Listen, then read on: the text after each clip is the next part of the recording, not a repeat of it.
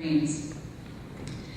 And it was interesting, I was watching TV and there was a story on, there's a beautiful mural being painted in Memphis, Tennessee.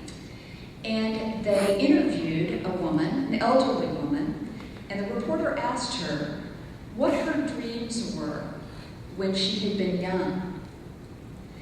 And the woman said that she had dreamed of being a teacher or a nurse. And the reporter asked if she had succeeded. And the woman smiled so big and said yes. She hadn't done them herself, but she had created a life for her children to achieve them through her.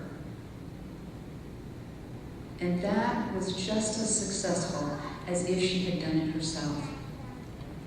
So when we get willing to say that we're willing to acknowledge that we are God expressing, we have to be ready for answers to come that may look a little bit different than what our thoughts were thinking it was going to look like. And I'd like to think that it's not only about us expressing God, but helping others to express God as well. Isn't that the reason why we come together today, right here in this place, to not only enrich ourselves, but to be a community, to support each other in expressing God? I think that's where the power of our thoughts come together, and we can create amazing things.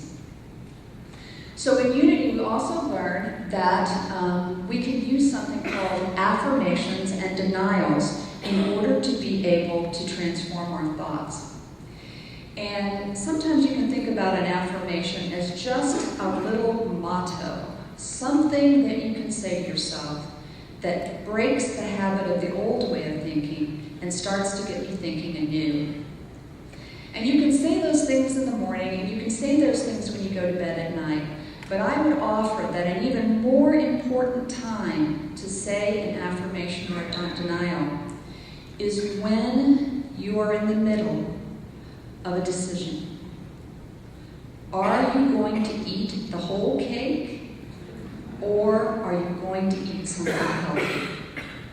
In that moment, you have a choice to decide if you are ready to fully own the fact that you are God expressing. And so each of you, I'm sure, can come up with the exact affirmation or denial that you can say in that moment when you're looking at your bad habit or your addiction or a struggle or something that you're finding difficult in your life. In that moment, you can come up with just the right affirmation or denial that just gives you a little breathing room, a chance to maybe make a different decision. And for me, when I'm in those moments, I tell myself, I believe in something better for my life.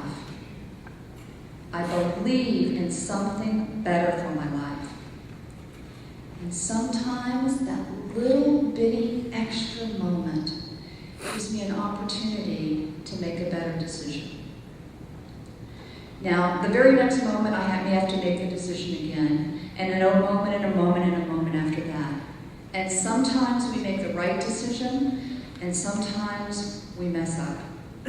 But the opportunity is there in each moment. We each have an opportunity to again and again make the right decision. There's a term in business that's called sunk cost.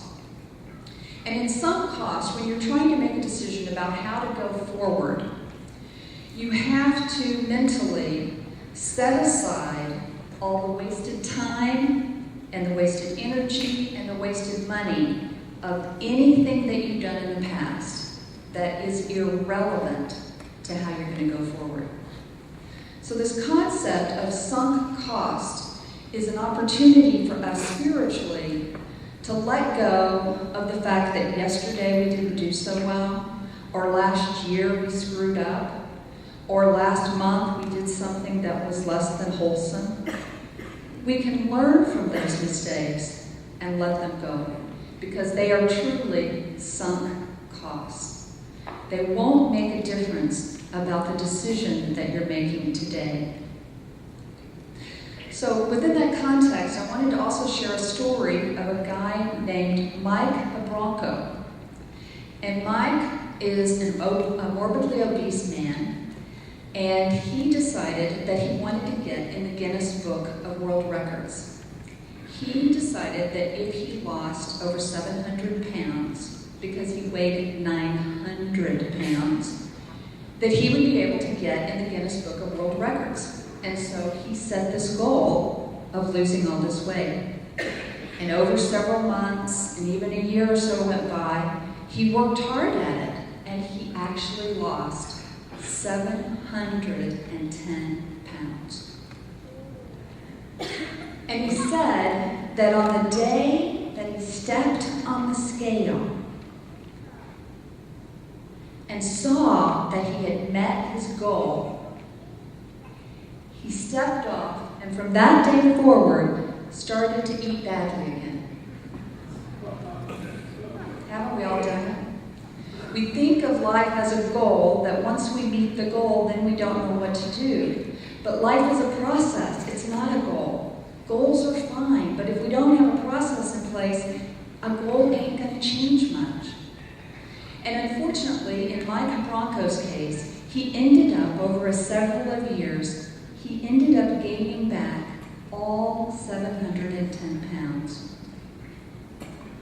plus another 200 pounds.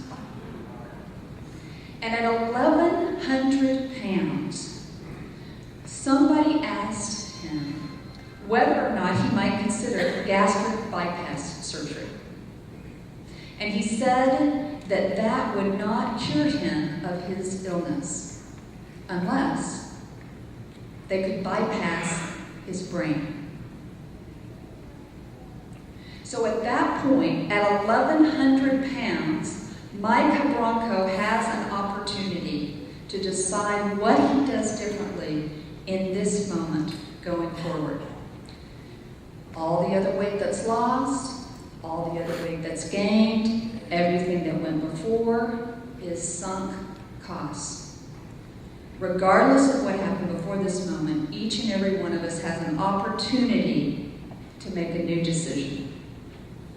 And so does Mike Abronco.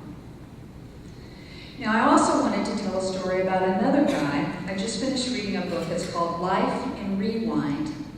And it's the story about a guy named Ed Zine. And unfortunately, when Ed was 12 years old, he witnessed his mother dying. And for various reasons, Ed wasn't able to process that sense of loss and that tragedy and that sadness that he felt.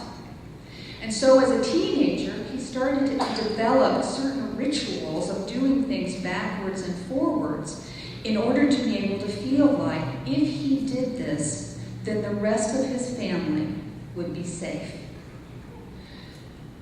And they were safe. So his mind started to convince him that if he did things backwards and forwards and backwards and forwards and backwards and forwards, that he was the one that was actually keeping his family safe. And it got worse and worse and worse. For those of you who know about OCD, it can be a very debilitating illness. By the time that Ed Zine got to his mid-20s, he spent over 2 years in his father's basement, not showering, not changing his clothes, not letting anybody touch him. His family had to actually feed him through a slot in the basement door. His thoughts had literally immobilized